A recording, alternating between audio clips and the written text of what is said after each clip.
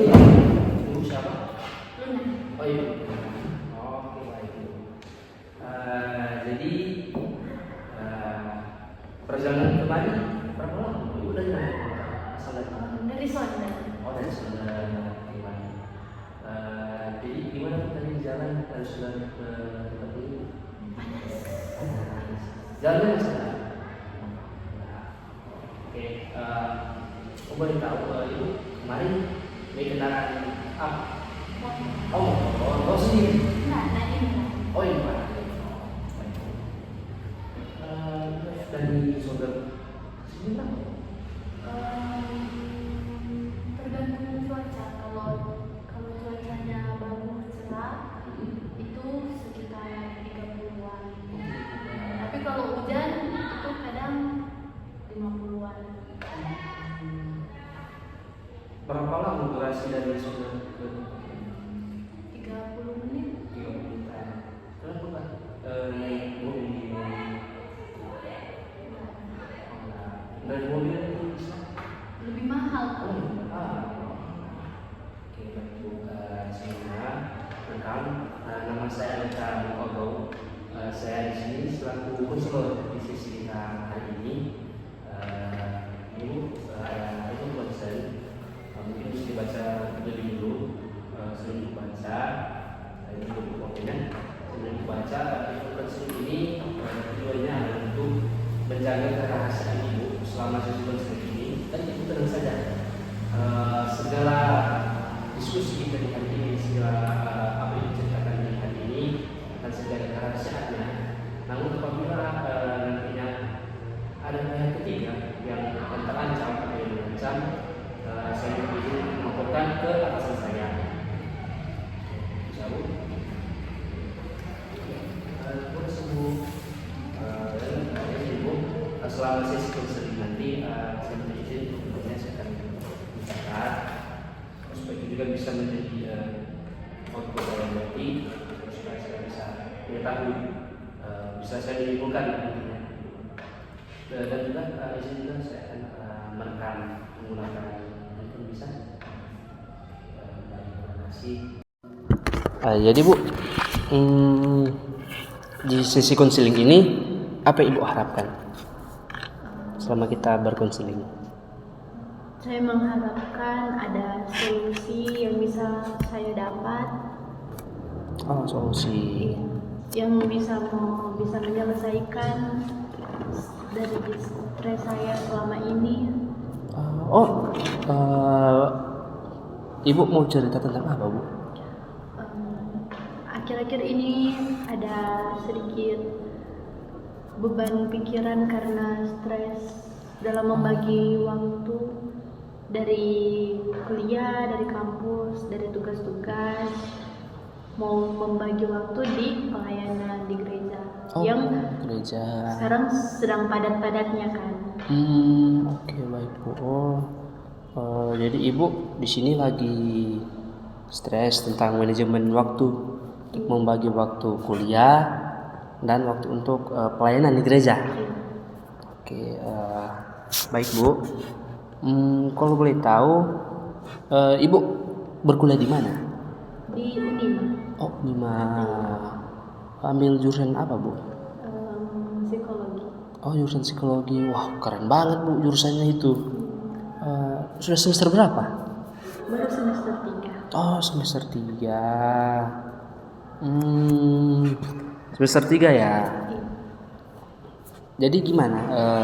Selama 3 semester berkuliah di Unima? Di semester awal-awal itu semua baik-baik saja, aman. Tidak terlalu diburu-buru dengan tugas. Tetapi mulai memasuki semester 2 itu udah mulai padat-padat, tugas-tugasnya sudah mulai menumpuk, dosen-dosennya juga banyak rulesnya kalau kasih tugas begitu. Apalagi di semester 3 ini yang memang kata dengar-dengar dari kating-kating memang susah sekali, memang ya sudah memasuki masa-masa sulitnya, tugas-tugasnya juga sudah sangat-sangat susah. Terus ini dibarengi juga dengan pelayanan. Jadi waktunya nggak seimbang gitu. Oh, jadi di semester 3 ini ibu merasa sulit, merasa berat ya untuk menjalani proses perkuliahan. Tambah juga ibu ada pelayanan di gereja. Sulitnya yang ibu rasakan seperti apa sih selama proses perkuliahan itu?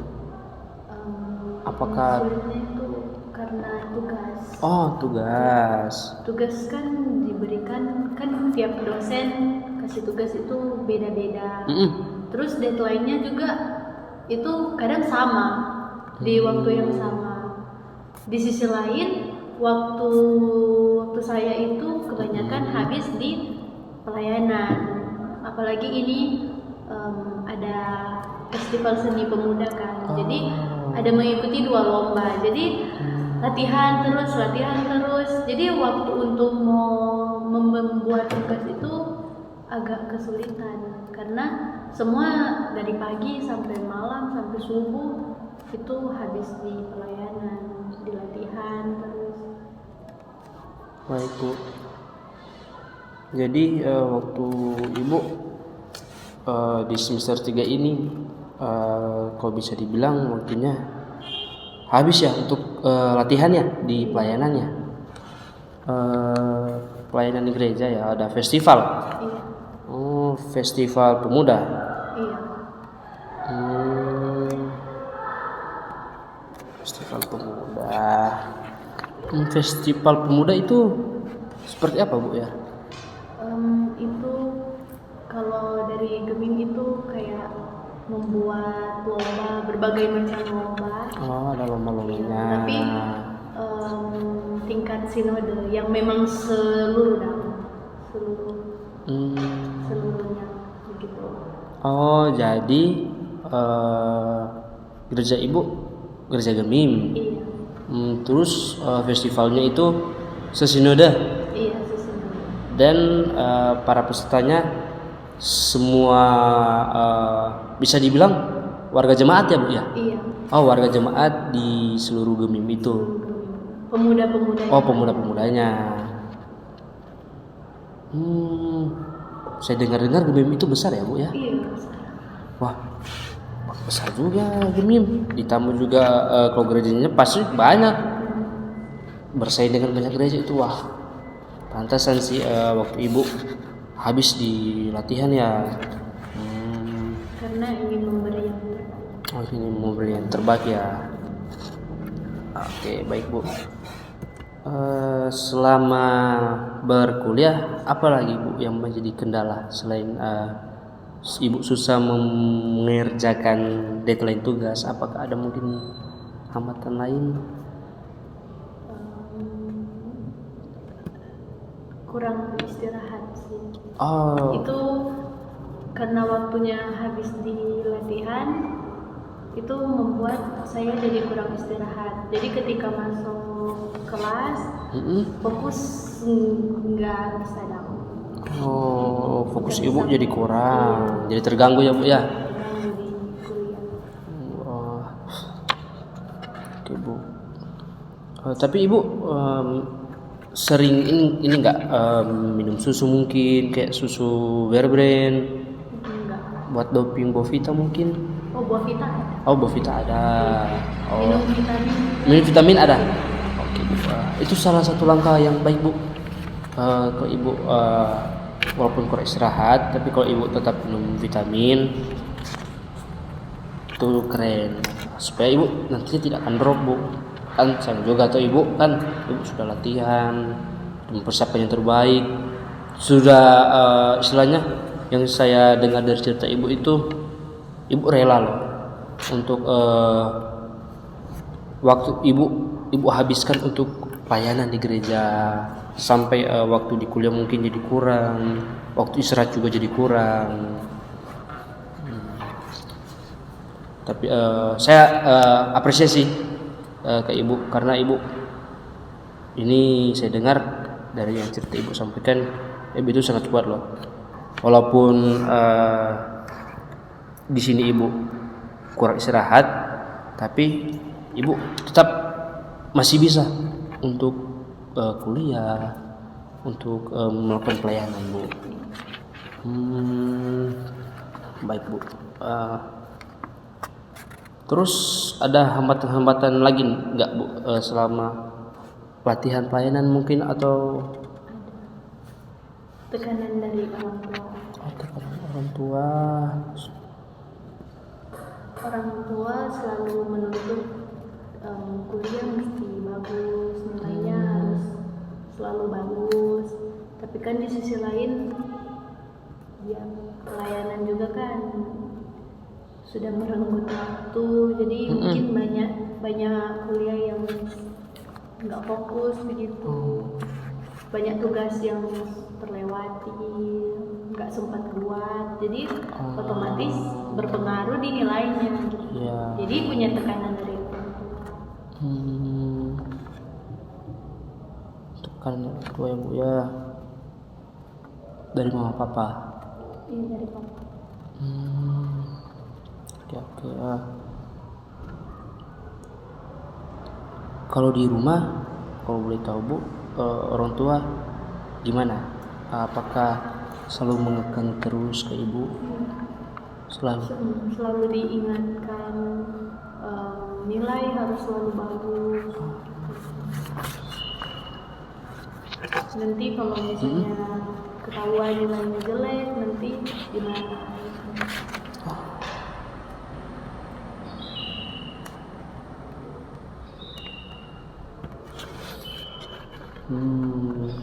Marah ya, Bu, ya, kalau misalnya nanti nilainya Ibu jelek.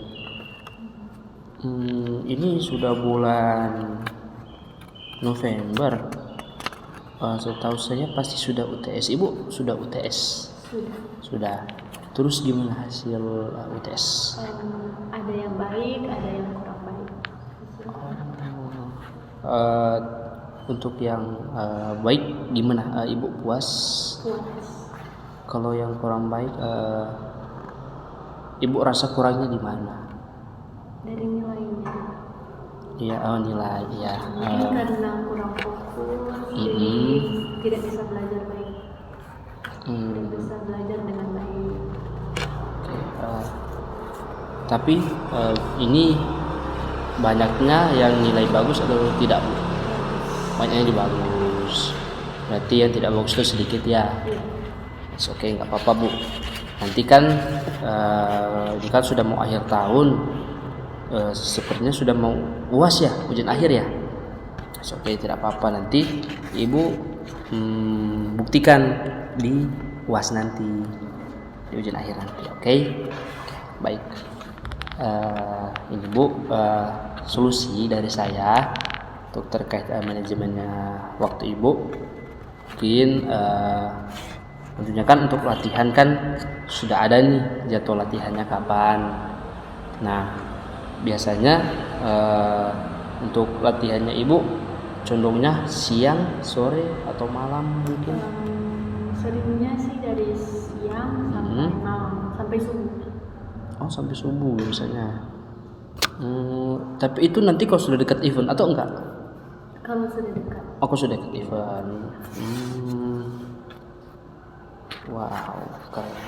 Hebat juga Ibu ya. Saya kalau jadi Ibu kayaknya saya nggak mampu deh. Kalau saya udah drop itu. Oke, baik, Bu. Terus untuk deadline tugasnya setiap hari itu ada nggak? Misalnya hari ini ada tugas, deadline-nya besok.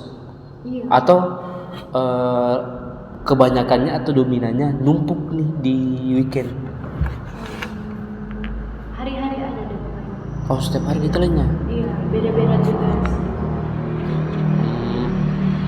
Saran dari saya mungkin saya yakin sih tetap mungkin nggak semua mata kuliah itu deadline-nya harus besok, tetapkan ada yang mungkin minggu depan atau berapa hari ke depan. Nah, untuk yang di hari, misalnya hari ini Ibu ada latihan, contohnya kalau misalnya di hari ini Ibu ada latihan, sebelum latihan mungkin Ibu bisa sempatkan waktu lebih dulu untuk mengerjakan tugas. Terus kalaupun misalnya tidak sempat, mungkin ibu bisa usahakan ketika nanti ada sesi istirahat di latihan, mungkin ibu bisa pergunakan nih buat cicil-cicil tugas. Terus ketika sudah selesai latihan, ibu langsung istirahat, tidur. Baru kalau misalnya nanti di weekend, di hari Sabtu itu biasanya Sabtu pagi latihan nggak bu? Enggak kan? Ya kalau bisa mungkin ketika nanti di hari Sabtu itu bangun pagi, ibu bisa sarapan lebih dulu, terus bisa mengerjain tugas rumah. Jika sudah, buatlah tugas mata kuliah. Itu sih saran dari saya bu. Gimana bu? Apakah sudah bisa puas? Oke. Baik bu, kita akhiri untuk sesi konseling di hari ini. Terima kasih bu, ibu tetap semangat. Kalaupun ibu ingin mengulangi sesi konseling kedua, ibu bisa menghubungi saya. Ada di depan, ada di situ ada gambar saya, terus ada barcode, ibu bisa scan di situ, bisa kontak ke saya. Oke, baik. Terima kasih bu, ya di jalan.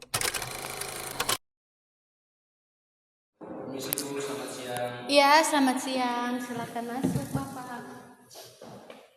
Silakan duduk. Baik bu, terima kasih. Dengan Bapak siapa? Dengan Bapak Agats. Silakan duduk. Kalau boleh tahu Bapak datang dari mana? Saya dari Manado. Oh, dari Manado ya. Dari Manado ke sini berapa lama Bapak kalau boleh tahu? 50 menitan. Oh, 50 menit. Bapak datangnya dengan siapa? Saya datang diantar teman. Oh, diantar teman ya. Balik lagi nanti sama teman. Oh, ya. Bapak kesini cuma berdua sama teman atau? Iya. Oh, Bapak sudah makan kah? Sebelumnya perkenalkan, saya Misalina Tolalo, dan beberapa waktu ke depan saya akan menjadi konselor Bapak. Jadi di sini ada inform consent, silakan Bapak baca dulu dan silakan ditandatangani. Ini merupakan persetujuan konseling kita di siang hari ini. Jadi segala sesuatu yang Bapak ceritakan akan saya jaga kerahasiaannya. Namun apabila ada pihak ketiga yang mengancam Bapak, izinkan saya untuk melapor ke atasan saya.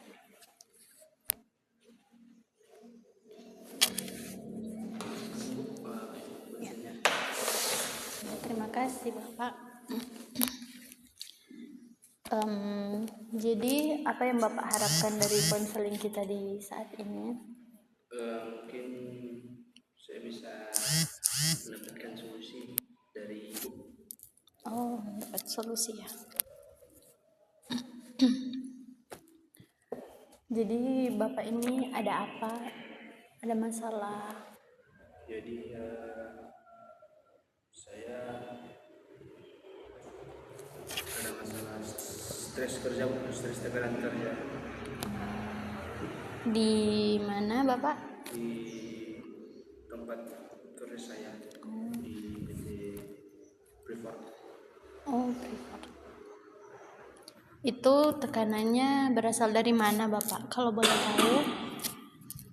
Tekanan saya itu berasal dari rekan kerja saya yang toksik. Oh. Dan dari atasan saya. Dan atasan ya? Iya. Kalau boleh tahu itu rekannya kenapa Bapak? Rekan kerja saya, mereka sebelum menjatuhkan, makanya mereka mencari segala cara menjatuhkan saya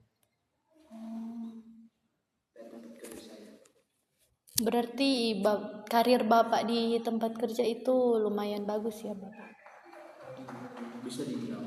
Oh ya. Mungkin rekan Bapak itu iri atau ada masalah pribadi dengan rekannya? Saya sih nggak ada masalah sih, saya bersama rekan kerja saya.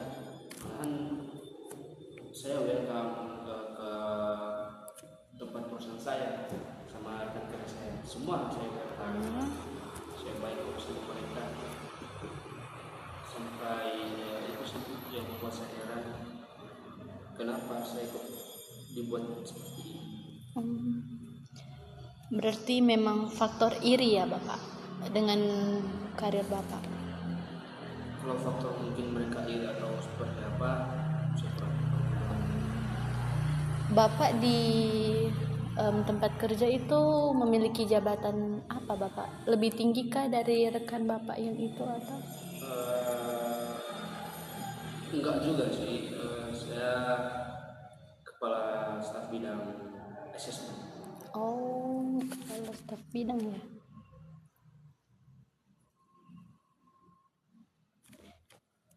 Adakah situasi yang bisa Bapak ceritakan dari tekanan yang diberikan dari rekan Bapak atau dari atasan Bapak? Kalau dari atasan sibuk, saya kan sudah menyelesaikan lah segala tugas saya. Terus ada nih atasan saya yang saya sudah menyelesaikan tugas saya, terus dia bilangnya kok tugas ini nggak diselesaikan, tugas ini nggak diselesaikan. Sedangkan itu bukan tugas saya, itu tugas dari bagian human research, human resource di bagian HR. Jadi dilimpahi ya sama Bapak Iya. semuanya. Terus apakah situasi ini membuat Bapak stres? Ya, bisa dibilang saya merasa stres Oh, iya ya. karena tekanan di tempat kerja saya. Dengan banyaknya pekerjaan yang Bapak lakukan, itu membuat Bapak kurang istirahat ya? Iya Bu, sampai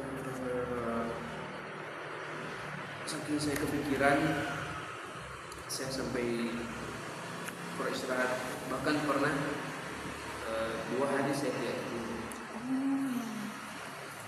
Karena pekerjaannya Bapak yang banyak. Karena pekerjaan dan kepikiran kenapa lingkungan tempat kerja saya udah jadi toksik. Oh iya ya. Tingkat stres Bapak sekarang, apakah itu mempengaruhi pekerjaan Bapak di kantor atau bagaimana? Akhir-akhir ini, beberapa hari belakangan ini sih saya merasakan dampak ke kinerja saya jadi sedikit kurang fokus dan hampir tidak menuntaskan tugas saya. Ada tugas, ada data yang harus saya selesaikan hamin 30 menit karena saya lupa. Oh, sangat berdampak ya. Bapak jadi kurang fokus dalam melaksanakan tugas pekerjaan. Terus, apakah rekan Bapak itu sering melakukan sesuatu yang menjebak Bapak begitu?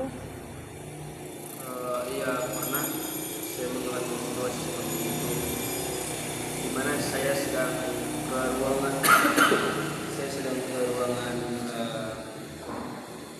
manajer saya mau menandatangani surat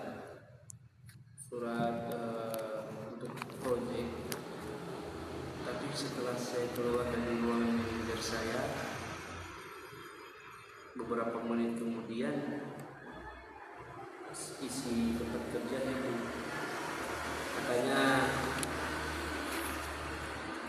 ada data yang hilang, ada berkas yang hilang, sama file penting dari manajer saya itu hilang. Oh, jadi Bapak dijebak ya? Iya. Terus cara Bapak untuk mengatasi itu di saat itu bagaimana? Ya, awalnya saya menceritakan kronologinya seperti apa, karena kata orang-orang sekitar yang melihat saya masuk ke ruangan itu, terakhir masuk ke ruangan itu saya. Makanya mereka menyalahkan saya. Terus setelah itu saya teringat, oh iya, di ruangan manajer kan ada CCTV, dan sebelum masuk ruangan manajer situ kan di dekat situ juga ada CCTV. Saya mintalah untuk cek CCTV dan sudah ditemukan orangnya siapa yang menjebak. Rekan bapak itu sendiri. Ya. Berarti rekan bapak itu ingin menjatuhkan bapak ya, supaya jabatan bapak bisa. Ya kayaknya seperti itu sih. Bahaya juga ya.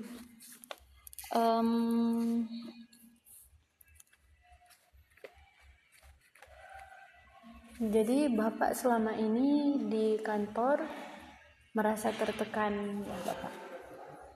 Merasa tertekan karena atasan dan juga rekan yang toksik ini.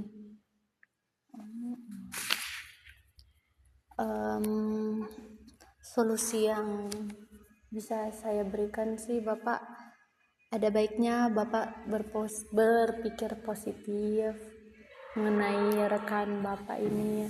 Tapi apabila nanti rekan bapak berulah lagi, itu bapak bisa mengkomunikasikannya dengan rekan bapak, tanya mengapa dia begitu, apa yang salah dengan bapak, apa yang bapak lakukan yang membuat dia menjadi seperti iri begitu. Dan juga untuk atasan bapak boleh memperjelas bahwa itu bukan tupoksi bapak begitu. Jadi sesi konseling kita di siang hari ini sudah selesai. Jika nanti bapak butuh konseling lagi, silakan hubungi saya. Nanti saya akan memberikan nomor telepon, dan minggu depan bapak boleh datang lagi. Terima kasih bapak sudah meluangkan waktu untuk datang konseling di saat ini. Semoga apa yang bapak dapatkan di konseling ini bisa menjadi semangat dan juga motivasi bagi bapak. Dan juga saya sangat